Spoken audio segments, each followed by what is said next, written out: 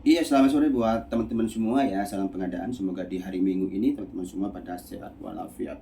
Saya ingin membahas berkaitan dengan salah satu persyaratan ya, tapi bukan persyaratan teknis. Yang ingin sampaikan adalah berkaitan persyaratan administrasi. Di sini teman-teman mungkin yang memiliki paket pekerjaan dengan nilai di atas 10 miliar tentu sudah mengetahui apa yang ingin sampaikan. Ya, jaminan penawaran. Nah, ada beberapa teman-teman kita pekerja pemilihan yang bertanyakan kepada saya, bagaimana sebenarnya sikap pekerja pemilihan di mana ada beberapa peserta yang tidak menyampaikan 5 ketentuan tersebut di dalam jaminan penawaran. Nah, kalau misalkan pekerja pemilihan itu menggugurkan, pada sisi mana pekerja mendapatkan aturan yang menyatakan bahwasanya peserta tersebut ketika menyampaikan kurang dari 5 ketentuan tersebut menggugurkan. Baik, pertanyaan yang bagus menurut saya ya, dan ini memang pertanyaan yang sering muncul ya. Kemarin juga di Medan sempat muncul juga dan sudah dijawab dengan baik oleh Pak Khalid dan Bu Ira. Ya, jadi gini, saya akan berpulang dulu kepada Permen PU 31 tahun 2015 ya. Bahwasanya satu-satunya aturan yang menetapkan ya ketentuan 5 sanksi tersebut di Permen PU 31 tahun 2015. Jadi kalimatnya adalah jaminan penawaran akan disita dan atau dicairkan apabila pertama adalah peserta melakukan KKN. Yang kedua adalah peserta menarik penawarannya pada saat tender.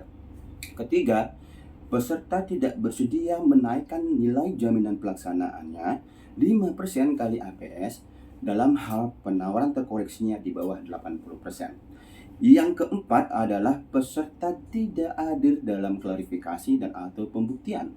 Dan terakhir adalah mengundurkan diri pada saat kontrak atau gagal tanda tangan kontrak. Nah, itu memang jelas ada di Permen PU 31.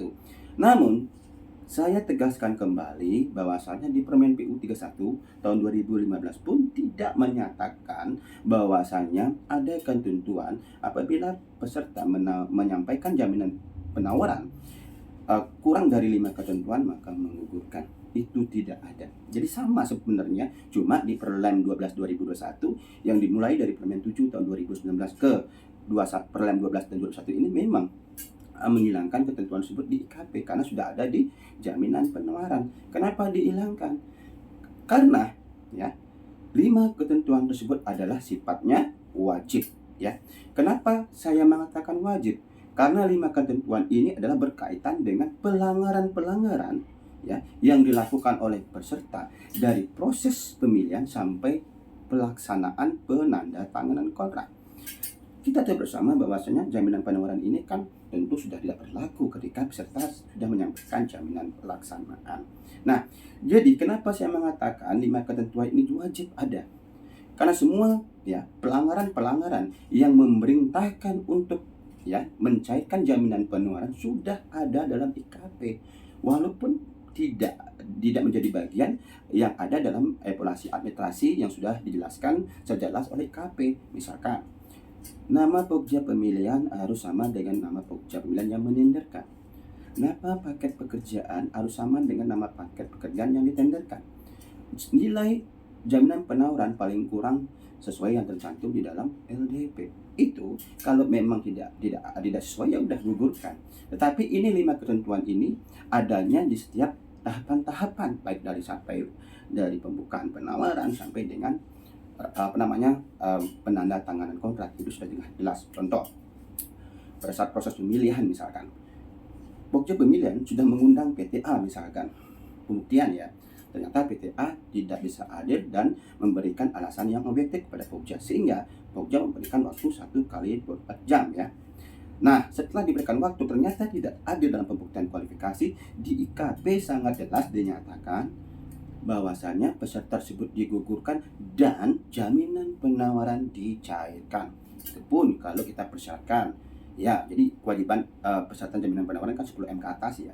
Jadi ketika misalkan IKP menyatakan demikian, maka apa jadinya kalau misalkan dalam jaminan penawaran itu tidak menetapkan ketentuan tersebut ya. Ya, jadi ketentuan tersebut adalah mengikat kepada pelanggaran-pelanggaran yang sudah diatur dalam IKP.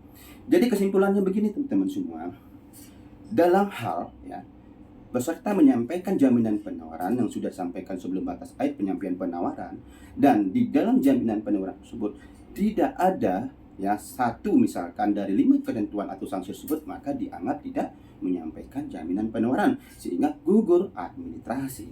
Atau peserta menyampaikan jaminan penawaran tapi dia juga menyampaikan 5 ketentuan tersebut, namun setelah diklarifikasi ternyata tidak dapat dicairkan, maka dianggap tidak menyampaikan jaminan penawaran dan gugur administrasi. Ya, itu yang disampaikan ya. Permasalahan terhadap tindak lanjut evaluasi administrasi yang sudah diatur, misalkan terhadap nama pokja pemilihan yang harus sama, nama paket pekerjaan harus sama, itu adalah tahapan selanjutnya setelah jaminan penawaran dinyatakan bisa dicairkan. Ya, itu sampaikan. Salam pengadaan.